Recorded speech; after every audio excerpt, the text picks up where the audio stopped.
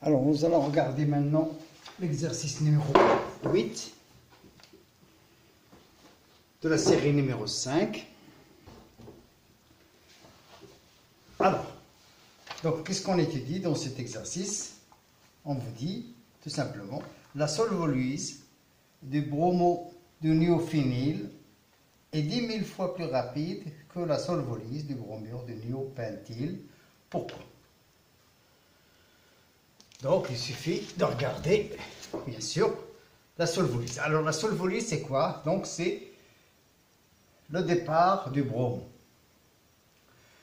Donc, c'est le fait de donner, la facilité de donner un carbocation. Donc, ici, on aurait, bien sûr, CH de plus, phényl, phényl, phényl. Et puis ici, vous aurez CH2+, CH3, CH3, CH3. Alors, donc dans les deux cas, on cherche à obtenir le carbocation. Alors là où c'est facile de former le carbocation, c'est bien sûr, on va regarder, dans le cas du CH3. Si vous formez le carbocation, il se passe la chose suivante, c'est que vous avez migration d'un méthyle pour passer d'un carbocation qui est primaire, donc C plus primaire,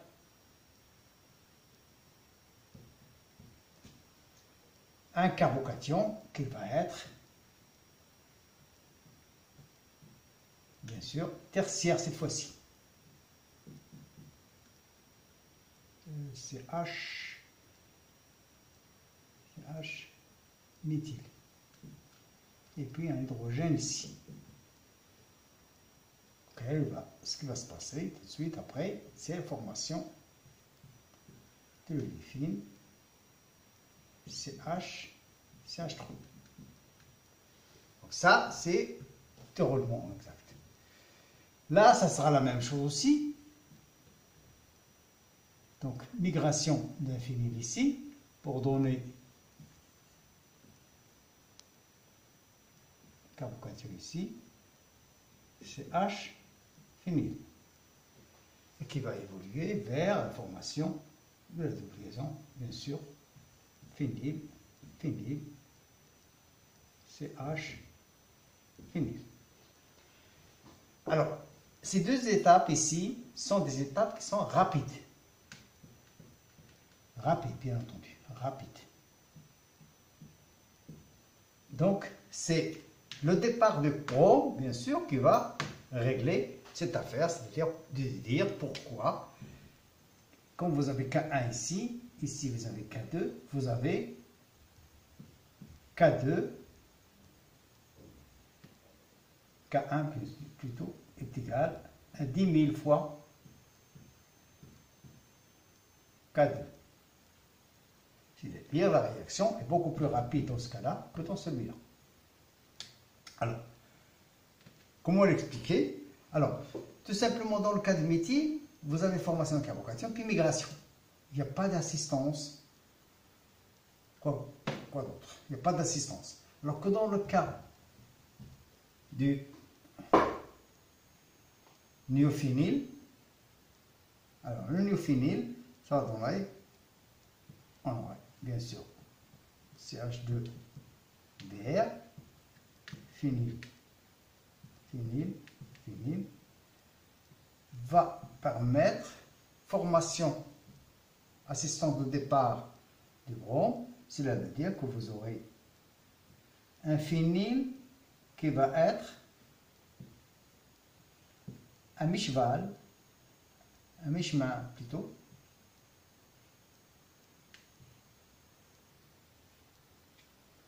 entre le CH2 et ici vous aurez charge positive cette fois-ci là et déjà sur le phényl. Donc il y a déjà une assistance de départ et vous avez bien sûr plus Br-. Donc là, il y a déjà le départ. Donc cette assistance va permettre bien sûr facilement la migration Dans ce cas-là, la liaison va être totale, phényl, phényl, C plus CH2, phényl. D'accord? Donc c'est le fait de donner ce carbocation-là qui va être juge. Donc puisqu'il y a une assistance du phényl, donc le départ du brome est simplifié, est devenu rapide. On a une assistance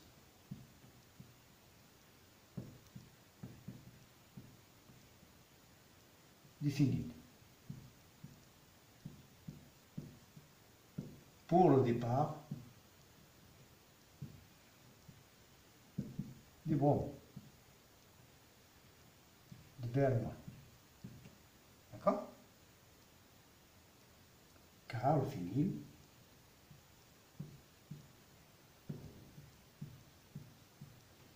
riche en électrons.